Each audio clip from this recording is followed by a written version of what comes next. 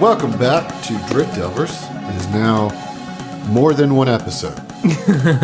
So it's official. It's higher than a We've singular got a episode. non-zero, non-one number of episodes now. Yeah. So far, we have one best and worst episode.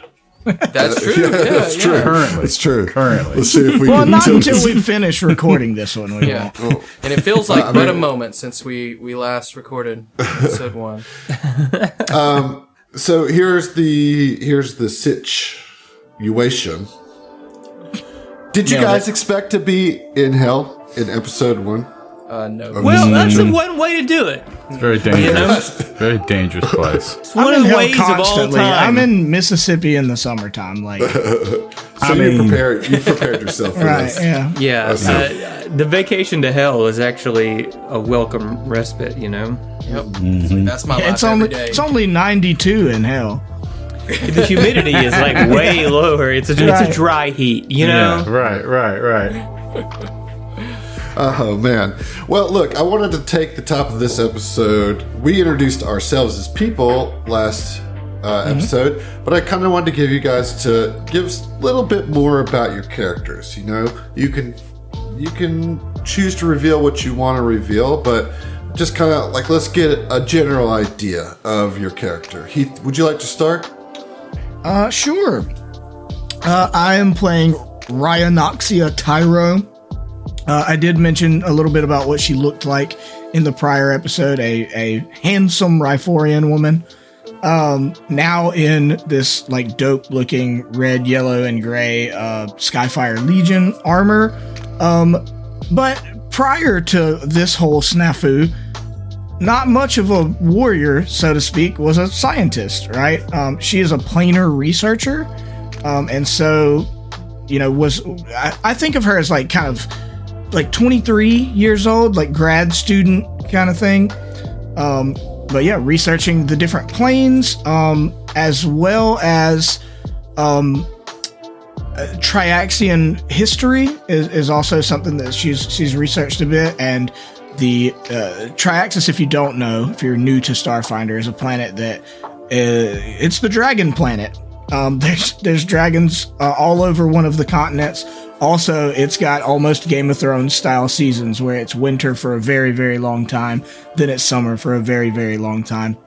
So she is what's called a Summerborn. So that's why she has the bronze skin and like golden eyes, very warm-hued aesthetic, which is super uncommon on Triaxis these days because they've been in winter for, I want to say, like 60 or 70 years. Most people on Triaxis are winterborn. They're like very pale, got fur and stuff on them, but for some reason, she is a Summerborn. But yeah, I'll reveal some more stuff with time, but she's, like I said, chestnut hair, always up in kind of a high ponytail, bouncy little ponytail with earrings, and prefers being in fancy, flowy dresses, but had to don the old Skyfire Legion armor to get to, I would say whipping some butt, but really just surviving hell. Yeah. We're shooting for right now. Yeah, no doubt. All right. Well, John, why don't you tell me a little bit about Subana? Yeah, so Subana Grimfang, her government name, Sue to those Government. to those familiar, is a Vesk, and if you're just now tuning in to Starfinder and unfamiliar, they are the lizard people for brevity. I know I'm probably going to get corrections on that, but they hail from the Veskarium Empire, which is a solar system that's adjacent to the Pact Worlds and at odds with the Pact Worlds at times. More personally, she is a working mom in her 30s, a family of 2, but a scholar at heart. She started off as a researcher in the Veskarium Empire's research and development wing, and rose to recognition with a deep focus in drift chronometry and how that impacts mental faculties. So think of the study of mechanisms behind information processing, so like reaction time, perception, etc.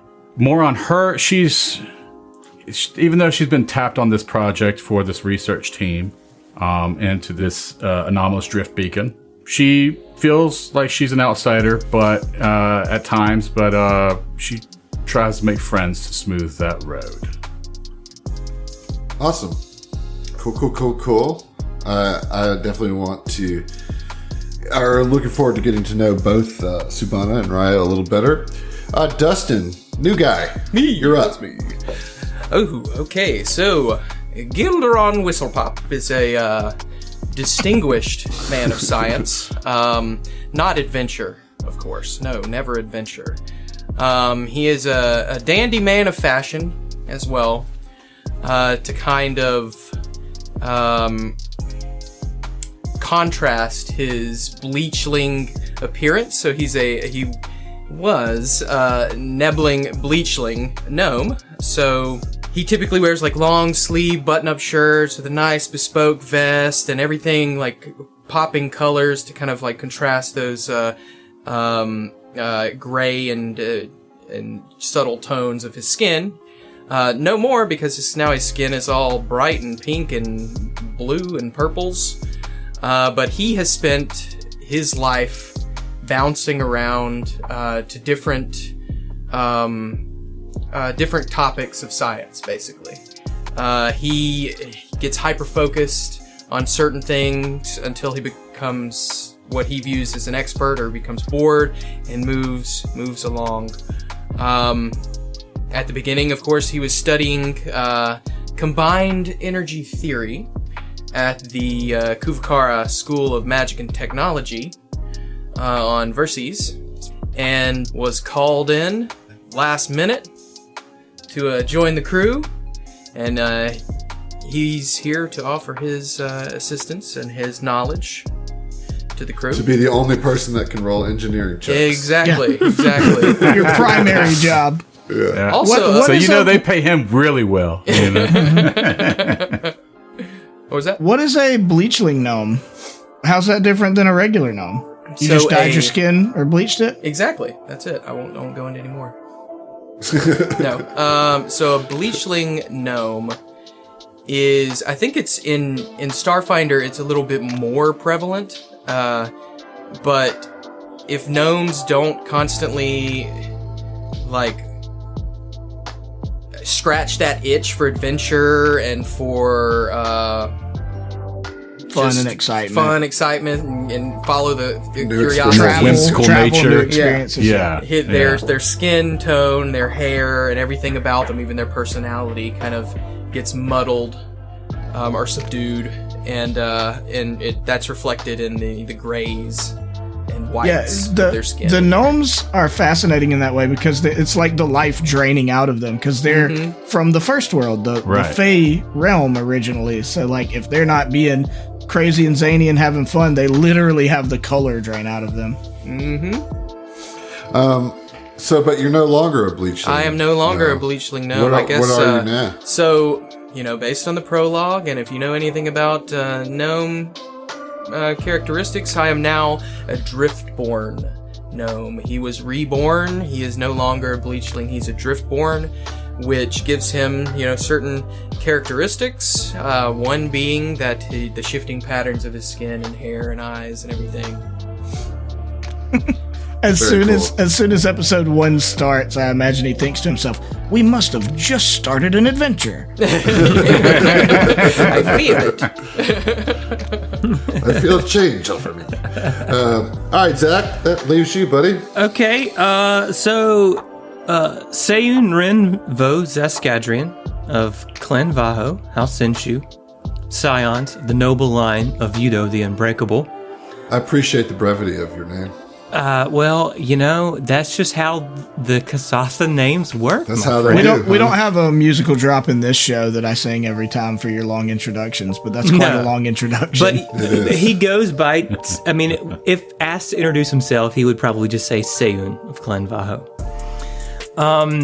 He is a Kasatha, four-armed, tall, lithe, gray-skinned, sort of almost cone-headed, I guess. Yeah, elongated. A very elongated head, with tip of his long-ass head to the bottom of his toes, is closing in on 7 feet tall. So he's quite a tall individual.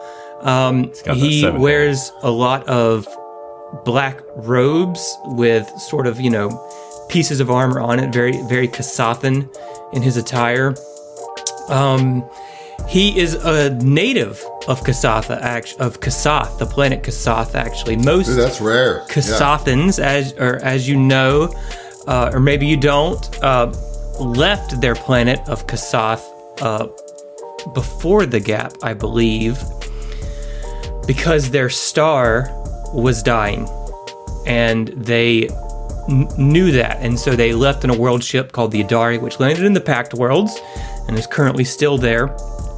Most of the Kasatha who remained on the planet Kasath sort of had to resort to survivalism, a little more brutality to survive, but Seiyun carries himself with the sort of integrity and uprightness of kind of the noble houses on the Adari, which is sort of different.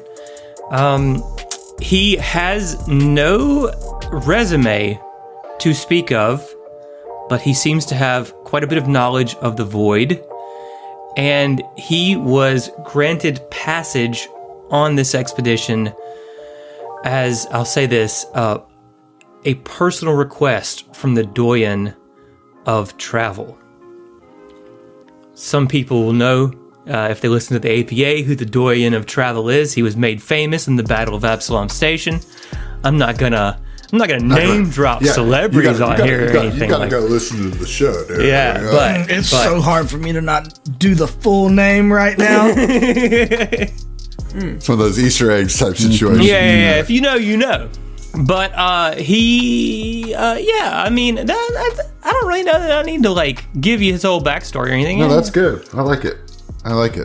Well, we do have a quite interesting cast of characters here. All scientists, all brought on this expedition by Councilwoman Ziva, right? Like, you guys are all here.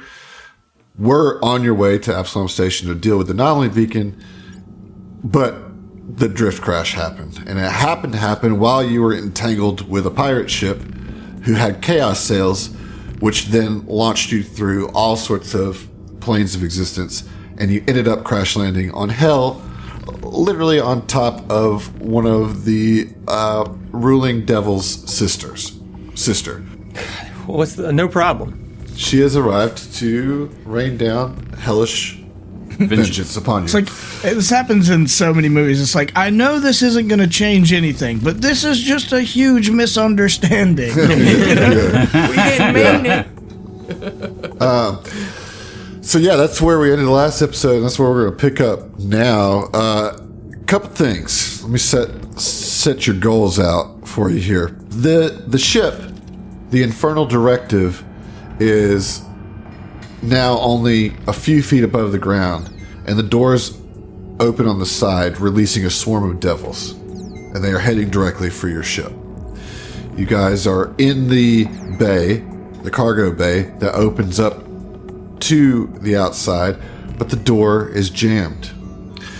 One look at the ship that is menacing you, you know that you have no chance against this ship, and you start to see its weapons charging up. And so you don't have a lot of time. There's some things you got to do to escape the situation. One, you got to hold off the army of lesser devils and imps. Two, you got to restore power to the ship. 3, you have to figure out how to use the replacement engine. And 4, somebody has to pilot the ship up to get in the atmosphere so you can engage that engine. It's a lot of things that's going on. Now you've got some people in the bridge that could help. You do have a technician with Is that Vinny? the Verthani, right?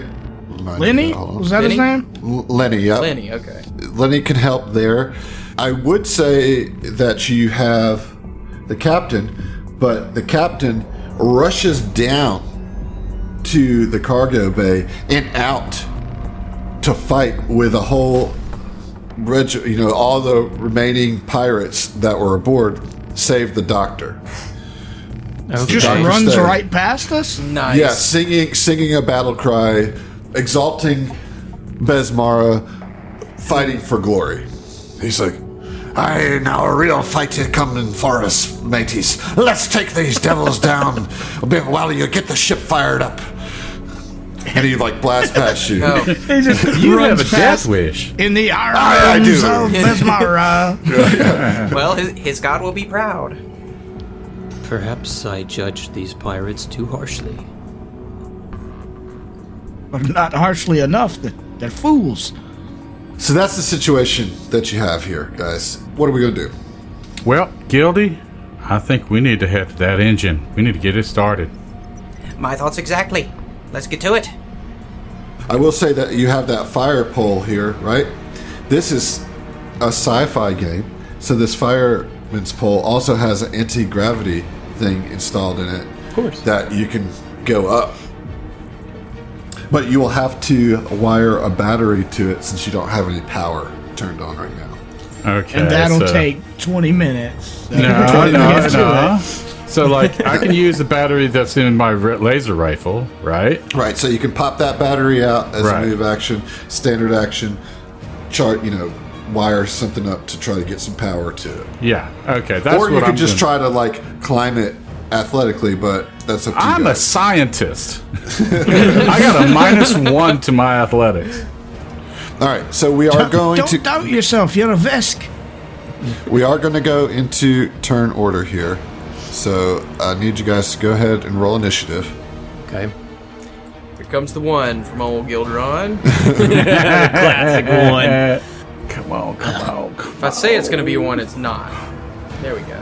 All right, so we're love going to need to do a little theater of the mind action here, guys. So currently, you guys are in the cargo bay, looking out into. Did I mention you also have to get the door closed? Maybe. I Yeah. know you did Touches her last nose and episode. says, "Not it." Okay, so it will take basically a full round for you to engage the pole. Uh-huh. So just keep that in mind. Subana, you did get the jump on this initiative With a natural 20. with a natural 20. So let's start this situation. Subana, what you gonna do? I'm going to engage that pole. Okay. What you going to do with all that you're, pole? you're gonna spend your full rounds doing that. All right. That's right. I love What are it. you giggling at over there, Dustin? There's nothing loaded about engaging I just a made pole. a silly Black Eyed Peas reference. I'm giggling at myself. He went Fergie and Yeah, I went Fergie. made a pole joke. All right. One of the best so songs you- ever made. Okay. So I'll tell you that what you see is that you see 3 lemurs and an imp heading your way. Now I'll show you what these lemurs. I don't know if I'm saying that right, but so they look like Clayface, Yeah, basically, Clayface from Yeah, Batman. Clayface. Perfect. from Enough the said. animated series. Yeah, and then there is also a little imp that is flying behind them. And it looks like an imp, it looks like a little devil imp. Yep. Kind of pink, fleshy Classic. tones. Good shape. Yeah, he is. That imp yeah. works Ripped. out. And you see that Cobalt and 2 pirates are fending off a large battalion, mixed also of lemurs and imps. And Montecita is also facing some off. And they've kind of engaged with a good chunk of the encroaching swarm of devils, but these 4 kind of squeeze through. And right now they're about 50 feet away from the entrance of we'll say 60 feet for my easy math when it comes to movement. So they're 60 feet away right from the opening of the bay. Okay, my initial thought is that instead of fighting these guys, we should just try to close the door. Right? And prevent them from getting sounds in. good. Okay. All right, you're just describing these combatants. I'm like, nah, I think I'd rather just close the door on their asses. You know I what I'm mean, saying? you got to close it anyway, so. Yeah. And I mean, I do want to say this. In Seiyun's mind, the overwhelming force that's standing outside of devils and imps and whatnot, and the pirates all rushing out, they are running to their deaths. Like they cannot hope to win this in his mind. So like they've made their choice, you know. So he's thinking that's what they're gonna do. There's no point in us trying to like wait for them to get back on the ship or anything, right? They've made this decision to go out and fight to the death, to hold off, to allow everybody else for a glorious battle to escape. Right. Yeah. Right, yeah, for glorious battle. Yeah, So, I mean, Seiyun understands that, right? They want an honorable death in combat. He understands that, and he's not going to try to like shout, "No, don't be fools!" You know, he's like, "That's the choice you've made. You're going to stand on it, and I'm fixing to close this door behind you." Yeah. So self-serving but logical, you know. Yep. Seiyun will go to the cargo bay door. I don't know what. I mean, can I just like try to like? So it's going to be an like an athletics check or something? Yeah, or? athletics check. Okay. All right. So Seiyun grips down on the door and puts all 4 into it. He can't put all 6, you know, because he's not. Right. No, you can't go all 6. Can't go all 6, but he's going all 4. Not until you get that augmentation to get another row of arms. Yeah, chrome the fuck Be like Super Goro, you know. All right. So here's the athletics check. That's a dirty 20. Very nice. All right. So the door lurches with a grinding noise, but you kind of get it back on its track. However, to close the door requires a move action, and you have already moved. Such is the way of it. That's okay. Yeah. But you have like got it back on its track. Gilderon, Subana has asked that you join her to get the engine going, right? Yes. She has activated the pole. So you can spend 1 move action to get to the pole, and then another move action to rise up to the engine room. That's exactly what I'm gonna do. Beautiful. Just gonna look over to the pirates as they run out the door and just they died doing what they love. Let's go up. All right, so you do. You get up there, and so you're up. I'm going to leave you on the map so you can see, but you're now up in the engine room. Okay. All right. It is now the soulful, which is kind of ironic, Lemure's turn, and it is going to get right up to Seiyun, right? So you're standing on one side of the threshold, it's standing on the other side of the threshold. But that's like literally as far as it can get, and it has to use both of its actions to get there. Did anyone ever tell you that you are a hideous creature? My point exactly. It's a soulful. What are they called? Lemure. So, Lemures, like yes. in their language, he's singing R-E-S-P-E-C-T.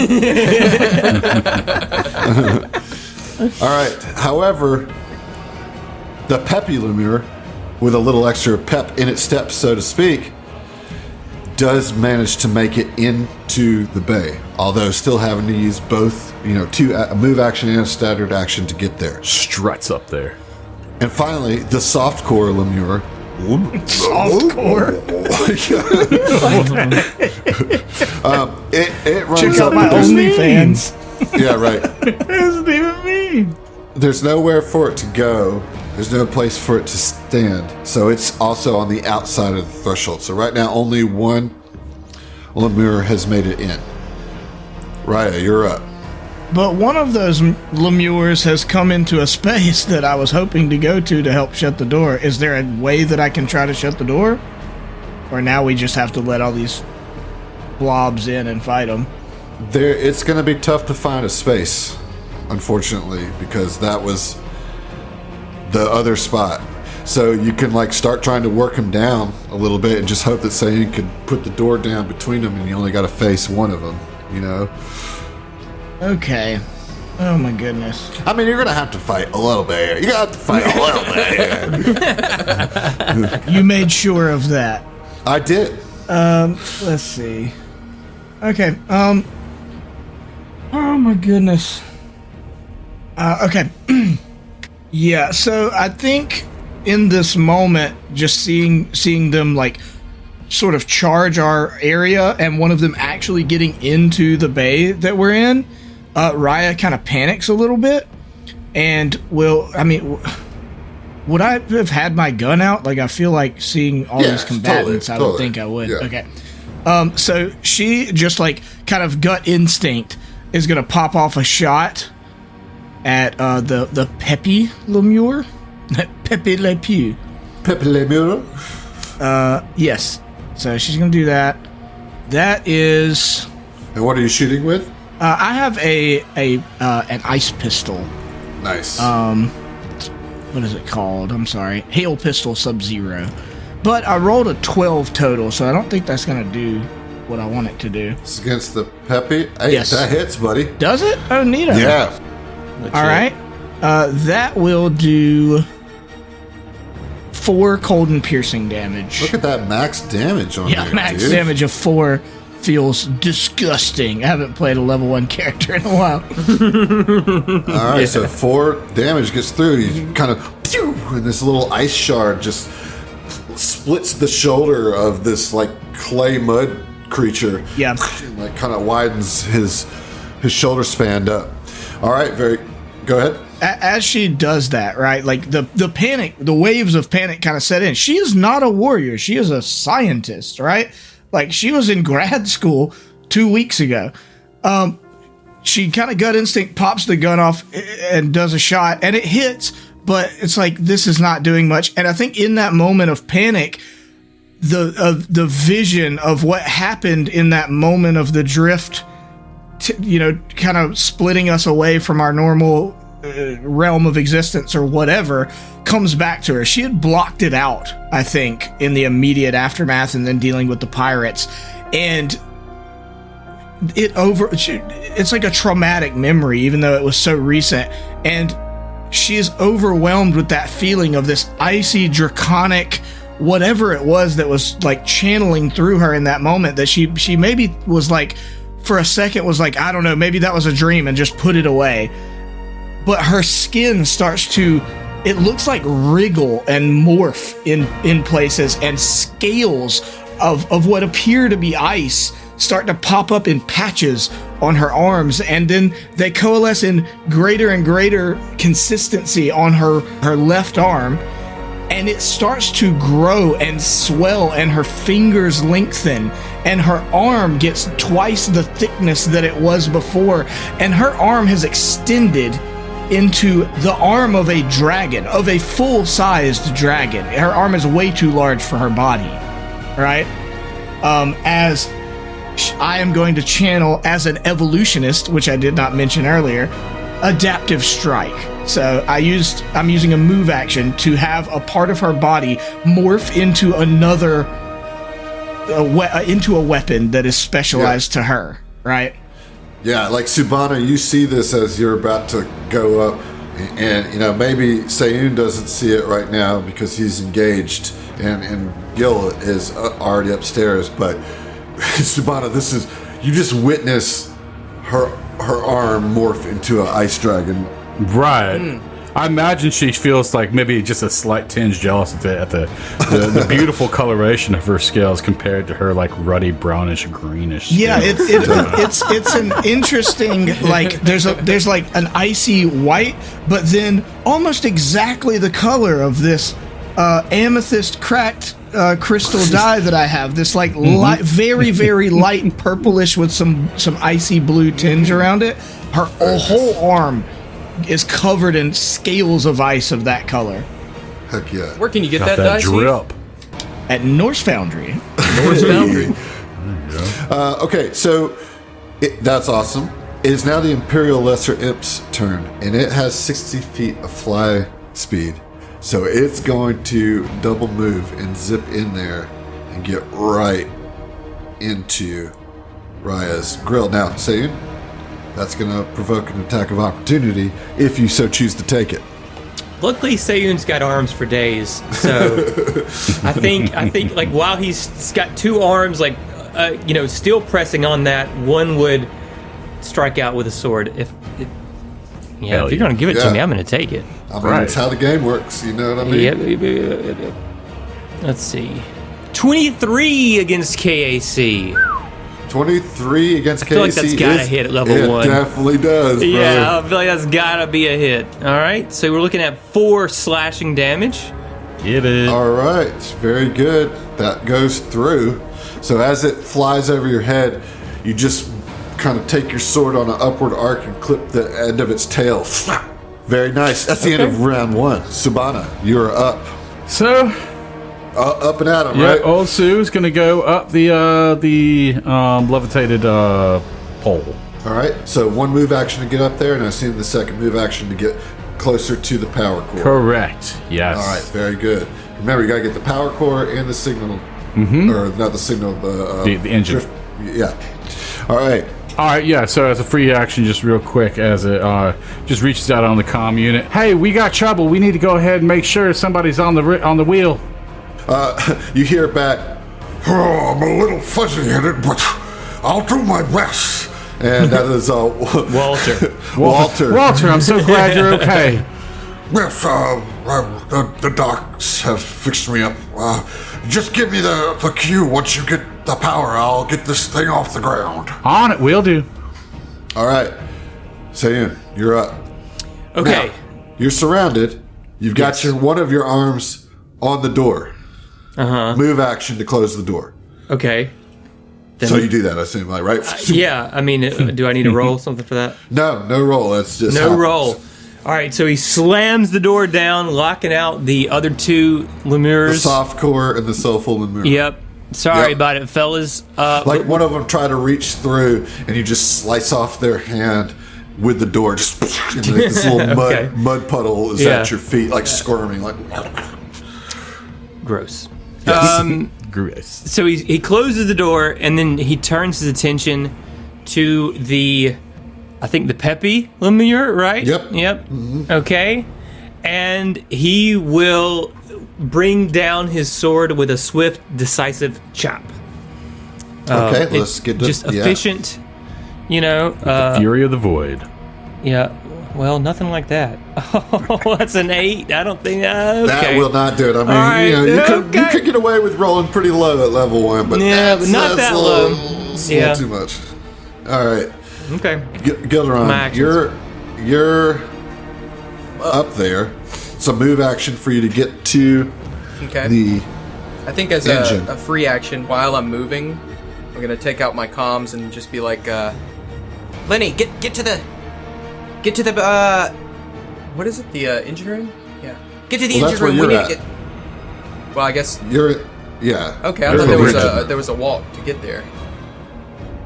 Well, but the pole goes right into Oh, it. you're right. My bad. Yeah. It's all good. All right. This is a new ship. You don't know the layout. I don't know it. I don't know it. I New don't know ship, where new I'm rules, at. man. All right, so I'm up there. Same rules. All right, so the first thing you got to do in this room is get the power going. All right. So fortunately, you've already disabled the errant electric arc, but it is still something that you got to get going, and it actually takes a full action to do. So, Okay. well, there's nothing you can do right now, actually, because of that. Because it takes a full action to do the power, and you can't do the engine until you got the power on. Well, I mean, I was up there already, right? But I got to move. Yeah, but to it takes a move to get to it. Right. Okay. It is what it is. It's the Soulful Lemur. We're going to go ahead and take him off the initiative tracker since he's been closed out. Go to the Peppy Lemur, who's going to attack Sayun Okay. with some claws. All right, what is this? Oh, I need you to roll a fortitude save, my friend. For nothing? Oh, well, you should have rolled it before just for being next to this thing. It's got a shit aura. Yeah, no shit. Oh my god, natural 1. Speaking of Oof, shit okay. aura. Yeah, speaking of shit aura, you are sickened now Oh, for 1 round. man. So go ahead and put that on your sheet. Just the repulsive nature of this Lemur gets to you. Oh my god, dude, that absolutely wrecks all of my, like, Yeah, everything. it's not good. How long am I sickened for? 1 round. At least you close those doors. You know? You don't have but I mean, two others to contend with. I'm absolutely worthless next round. All right, so here comes a full attack at you. Okay. First strike is a 15 Against KAC. miss. All right, very good. Second is a 5. So that's Also a miss. Got lucky there, buddy. Well, sort of. Heath, I'm sorry, but some of your shot did not go through. I've misread something in the sheet. Yeah, that's so fine. there is a little bit of resistance happening there. Do I know which damage type it is? You would assume that it would be cold. Fuck. Yeah. Well, that's what I am. I know. This is hell. Okay. Raya, you're up. Okay, well, I'm far less excited about this now, but I'm going to move up and try to hit. I'm going to flank, first of all. All right, that's going to provoke. Well, would it if I move up and then to the right? Yeah. Yeah, Moving out of that square is going to provoke, no matter what. Okay, that's fine. All right, so with it whips around the remainder of its tail and it tries to sting you. Let's see. Oh boy, that's 24 against KAC. Damn. Yep, that hits. That is going to hit you for 4 points of piercing damage, and then I also need you to roll a fortitude save. Okay. That's a 6 total. Oh, that is not good. No, it isn't. Okay, so you're going to take 2 points of poison damage, and you are poisoned on the dexterity track, which means that you are now sluggish. So you're going to take a -2 penalty to reflex saves and dexterity-based ability checks, attack rolls, and skill checks, which I don't think messes with you too much because you're a strength character. Yeah. So the biggest thing is a -2 to reflex saves. Okay. All right. But you have moved. You are now flanking the Pepe Lemure. Yep, and I'm going to hit with a cold attack that's going to get resisted as well. So let's try that. No, this is not the imp. I mean, Well, I know it's going to yeah. get resisted. Yeah, That's this happening. is the thing that he attacked first. Oh, okay. I thought he Yeah. attacked the imp. My bad. Okay. 18 to hit. 18 will hit. Okay. Max damage for 9. I don't know why it's listing as fire, but it's cold. Yeah, I'll fix that cold. So, some of that goes through for sure. Okay, that's exactly the statement I expected to hear. At least it's some damage. At least some of it got through, right? Yeah. Okay. It looks dope as fuck. It does. Like by you the just way. swing this icy claw. I mean, and like, you know, it tries to harden its clay, muddy body against it, but you still are able to find purchase and dig deep, and you just pull out a small chunk of mud from its body, from its belly. Yeah, I mean, she just like rakes down the clay, and there's some resistance, but like the bigger arm is so much stronger. It's just like tearing through it, you know? Yeah. Okay. It is the imp's turn, and you see its tail grow back just a little bit. And then it is going to... Yeah, it's going to fly over to Sayun and attack Sayun. Ooh, boy. Subana, I think you might That's a want to crit. stay down here. I heard it. That's a natural 20. Oh, boy, this is getting rough off the gate. Okay. So, you will take 7 points of piercing damage. Okay. And then I need you to also roll a fortitude save. Okay. 16. All right. You save against the poison. Oh, that's Very great. clutch. Yeah. That's very clutch. Okay. Okay. It's Subana's turn. You are up there. You are by the power core. What do you want to do? You can't... I would suggest that you take your turn to study the engine, because you don't have engineering, right? So you can't really do the power. No, yeah, I don't have engineering, but I can do the other. I'm there to assist with mysticism, you know? So maybe delay your turn till after Gil's turn. Because you can't do anything with the engine until that's on. Gotcha. The power's on. So we'll delay you till after Gil. Sayun, you're up. All right. So Sayun is sick. He feels nauseated. He reaches. a free hand, maybe his like lower right hand, right All up right. to his mask, and he's starting to retch a little bit under his mask, but he swallows it down, shakes his head, and I mean he's getting hit. He's surrounded, so he is going to focus on the Pepe Lemure. Yeah, that one's looking worse off, So he's got his shield in one hand. He's got a free hand, and he's going to take his long odachi, which is, I mean, this is like a long sword. It looks proportional to Seiyun because he's so tall, but this is a very long sword, right? Yeah.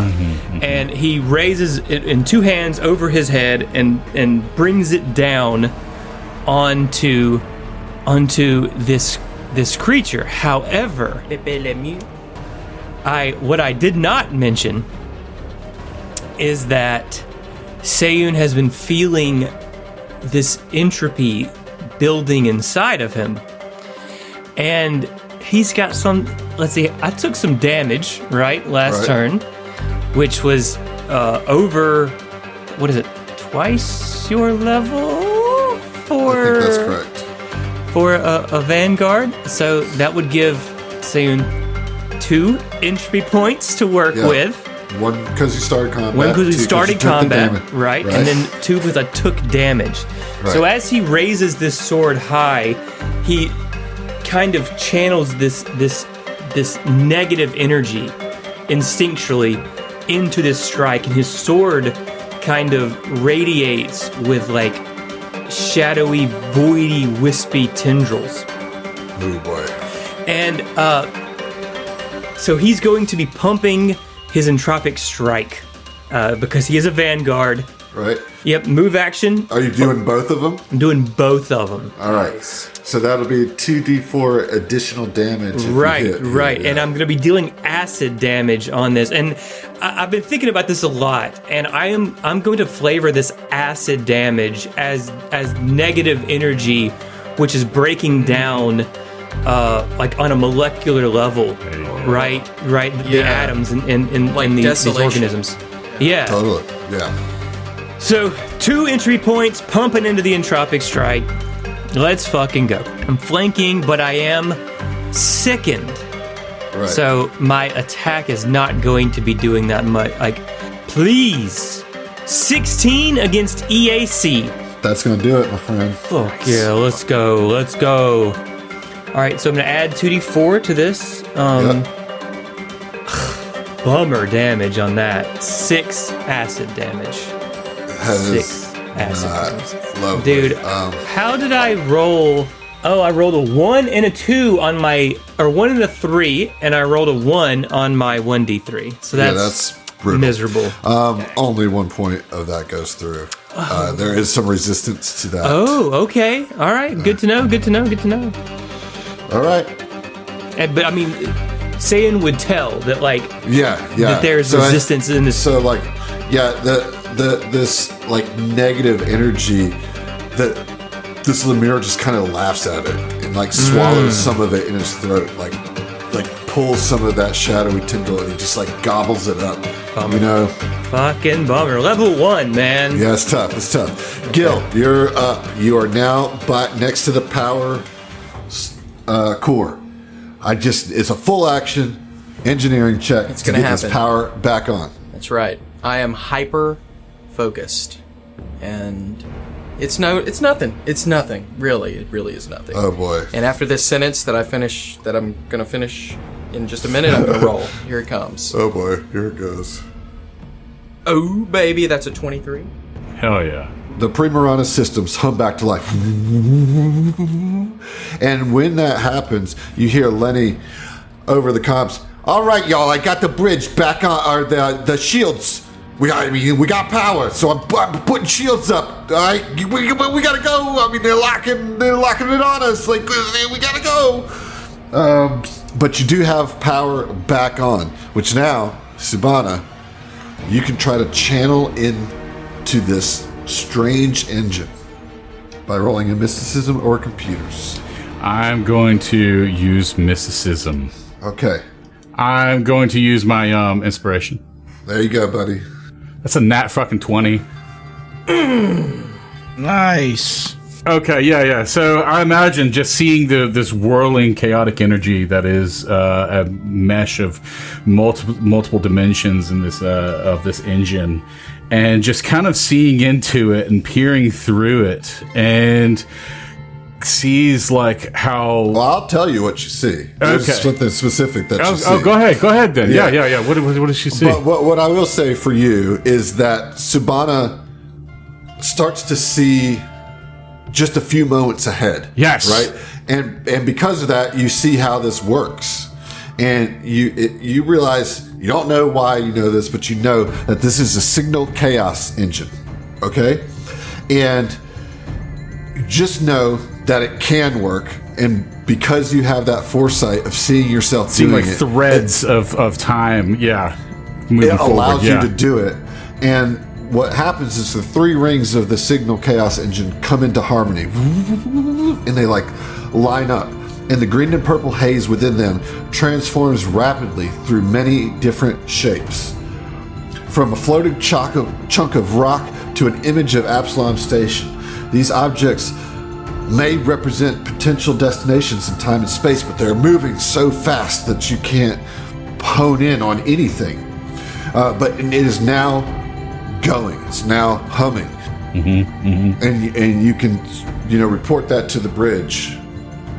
Okay, well, I don't know how it's working, but give it all she's got.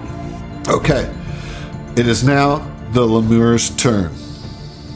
I'm It no is longer going- sickened. Hey, You are no longer sickened, so you should take that off because I'm about to full attack you. I figured I needed to, you know. All right, here we go. Pepe First Lemieux. attack. Okay, that's a 9 on the first one. Okay, That is a 14 on the second one. miss. All right, lucky bastard. All right, Raya, you're up. Okay. So the first thing I'm going to do is attack with my adaptive strike. Just for the listeners, as an evolutionist, once combat starts, every turn I get an evolutionist point, or a mutation point, excuse me. I will be on the evolutionist track. The higher the number of points I get, every point gives me an added benefit, right? But I also have a drawback.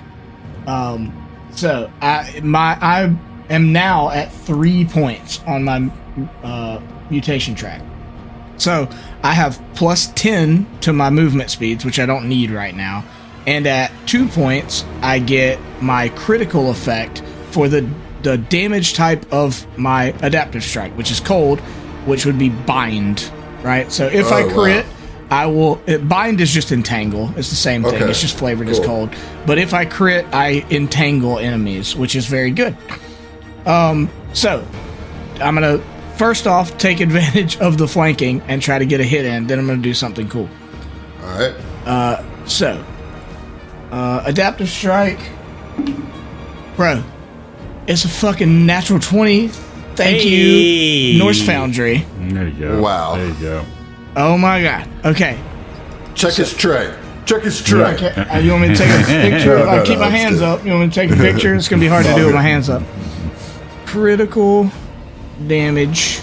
15 cold damage. Even with the resistance, that is enough to fell your foe. Thank goodness. Okay. Sweet. So, can I still do my other thing since it's still my turn?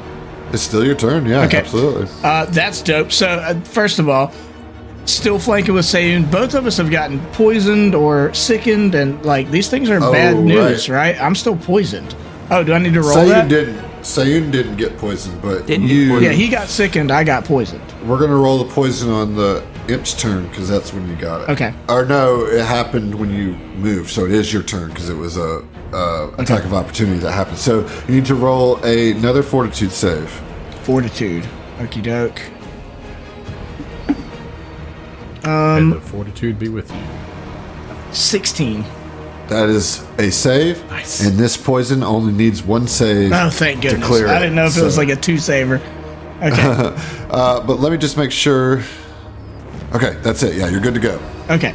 Well, so how this looks is in the corner, on the other side of this creature from Sayun, Raya almost looks feral. Like her arm transforms into this giant dragon clawed arm, and there's a wildness, a primal sort of nature in her eyes, and she just claws down and rakes across this thing's, clay face. Sorry, no pun intended, but it happened. Like down through his face, through his neck and his chest, just ripping out chunks of clay. There's clay like dripping off the extended fingers and claws of this dragon hand, and then she kind of like snaps to. And just on pure instinct, like she doesn't know she can do this, but just has a feeling, something welling up within her. She's going to move a square closer to Seiyun, and as a swift action, I'm going to spend a resolve point, and that will give me a stamina point of healing. And for the next 3 turns, which we're out of combat, but it'll give me and Seiyun, or rather an adjacent ally, every turn for 3 turns, a point of healing. Oh, nice. I mean, we're not out of combat. We're not out of combat. Oh, okay, we got cool. the imp. We're still an imp. Yeah. Okay, cool. Well, yeah, so that is called biotic invigoration. So cool. I spend a mutation point. So I go from 3 to 2, and I regain a number of stamina points equal to my evolutionist level, which is 1. And at the start of each of the next 3 turns, you and an adjacent ally regain a number of stamina points equal to your evolutionist level, which is 1. I can't do it again until I have a 10-minute rest. It is the imp's turn, Okay. and it is going to attack Seiyun. Okay. I did want to let you know that Seiyun would have 1 more entropy point because the imp critically hit him, and if you get additional EP in addition to whatever other ones you would gain if you take a critical hit. Sweet. So, all right. still got that. We're just going to single attack here with the stinger, all right? Okay. And again, you see it heal up a little bit. Ooh, that's an 11 against KC. That's not going to do it, is it? That's a big miss, yeah. It's going to take a guard step for a little flight backwards. Okay. All right. It is the top of the round, round 4. Seiyun, you're up. Okay. Seiyun will give chase. He will take a guarded step forward.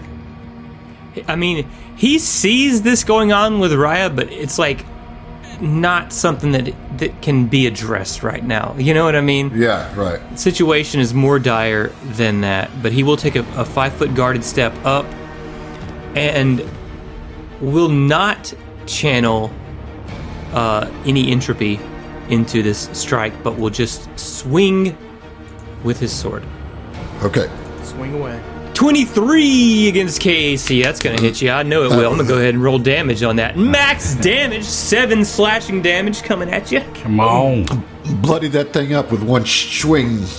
Okay. Good enough for me.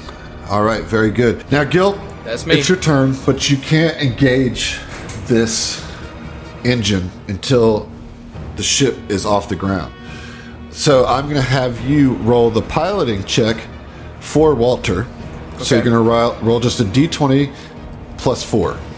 How do I get this thing off the ground? That is perfect. It's perfect for that character. Oh, God. All right, so that's a 10. That's a fail. So the Primarana starts with a jump and then shuts back down. Everyone on the ship must roll a reflex save. No. I'm not poisoned, so I'm not taking a minus to reflex anymore, right? Right. Okay. Correct. Oh, 10 for saying 9 for Gilderon. Oh my gosh, guys. 12 for Soup. 15 for Raya. Well, everybody but Raya is knocked prone as the ship God. slams back down on the ground. Oh, God. Okay, Subana, it is your turn. Okay. You can roll a piloting check for Walter. You hear over the comms, sorry about that. I might still be a little woozy. Oh, let me try again. So, yeah, roll a d20 plus 4. Okay. Well, we're definitely getting the drama here in episode 2. Oh, with a natural 20. I'm gonna just we're gonna just pass Walter around the crew, you know. Walter, like, yeah. look, we just met Walter, but if anything happened to him, I would kill everyone here and myself. Okay. I've got it this time. And so he gets the ship up. All right, so now you're hovering. So, I mean, if you can survive one more round, well, you still got the thing on the ship, but you can at least blast out of here. And Lenny's like, listen, guys, I know that we're all trying right now. I've just got to let you know that those targeting systems are really honing in. I think we got maybe another 10 to 15 seconds before they fire on us. If you can get us to go, we got to go. And it is Raya's turn. Okay. Point of clarification, guys. As part of my instinct, every evolutionist has a niche. My niche is vital. And every niche has an instinct and a drawback and a biotic invigoration. My instinct says that once per round, when you have one or more mutation points, the first time you regain hit points or stamina points from an effect, you increase the number of points you regain by an amount equal to half your MP total at a minimum of 1. So when I self-healed for 1 stamina, it's 2 stamina. That'll be. I get that stamina too, though. No, you get 1 every round at the beginning of your turn. Did I get it last time? You should have got it. Yeah, you should have gotten I'm one going to take an stamina. HP for then, 3 man. rounds. Or take a stamina. A stamina. Stamina. Oh, that's the only thing I'm missing. Yeah. Okay, cool. Very sweet. All right, now what you going to do about this imp? Where is the imp? I don't. I mean, it's right here. It's not on mine. What? No, there's nothing there. You might want to refresh. Square. It's like right there. Okay, I will believe you. I'm gonna move, take a guarded step up 1 square to in range and maintain being in adjacent to Seiyun. And I imagine this healing biotic invigoration is like a icy healing mist that's flowing from Raya into whoever the adjacent ally is. Kind of WoW monk healer kind of thing. If you know what I'm talking about. Cool. If you know, you know. Okay, and then we're gonna swing on the imp with my ice dragon claw thingamajig. All right. The imp you can't see, roll with concealment. Fair. Okay, adaptive strike. Let's do it. Oh my god, dude. Damn. What is it? What was that? What was baby. that? It's a natural 20 for a 24. Holy Good shit. shit this Nice. episode.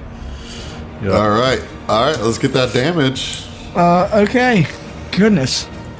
15 cold damage. So there's a bit of resistance. But even so, that's enough to fail your foe. Yeah, dude. and so Raya, once she morphed this dragon claw, goes fucking berserk. It's just coming in and like a crazy Elden Ring, dragon communion spell. She's casting dragon claw from Elden Ring, basically. Yeah. This giant claw just slamming down on people and shredding them apart. All right, beautiful. Seiyun? Seiyun will stand up from prone as a move action. And look to Raya and say, "That is twice in one day that you have saved me. I owe you one." Yeah, and she almost isn't there. Yeah, She's just breathing heavy, just and takes enough of those deep, frantic breaths and calms down and takes a second to process what you say, and you see a clarity come into her golden eyes, and I like to imagine they go from an icy blue back to gold, and looks at you and is like, "Oh, yeah, no problem." And she is now that the rage or berserk nature has faded, you can see she is fucking terrified, petrified by what is going on to her right now. Okay. So Don't forget to take your stamina point. I did. No, Seiyun. I'll take my stamina point. Okay. Seiyun will put a hand on Raya's shoulder, and he'll look. I mean, he's just got solid black eyes, but you can tell that he is looking right at at Riot and says, I understand we're all in a confusing situation. Just come with me. Let's go to the bridge and get out of here. Do you understand? Yeah, and she like looks at you. You can tell it's that like panicked look where you're just looking, grasping at straws for like any bit of comfort or guidance, you know. And she's just like, yes, absolutely. And she even like a puppy, you know, like almost like takes her head and like kind of like just rubs it against your shoulder, you know, just like the touch of another person and like grounding herself in that this is real, this is not a nightmare, you know. Yeah. And so as you guys are having that conversation, Walter's like, we're up, we can go. And Subhana, you can like pray to whoever you worship and hit the button on the thing to send you wherever, right? Like, you gotta go. Anywhere's better than here. And so with that, reality seems to just shatter in front of the Primarana as it rockets forward, breaking through planar barriers that isolate hell from the rest of the multiverse. Malakanta and her fiendish minions are left behind, but no one knows where the heroes are going. But they have gotten the hell out of here, and we'll see you. We'll see ya. Fucking see ya. Oh my goodness. Next time. Thanks for listening to the STF Network. If you want to hear more from us, check out our other Starfinder and Pathfinder shows at the STFnetwork.com. That's the STFnetwork.com. And support us on Patreon to listen to our bonus podcast, including our homebrew adventures and Tom Talks, our behind-the-scenes show. Stay groovy, possums.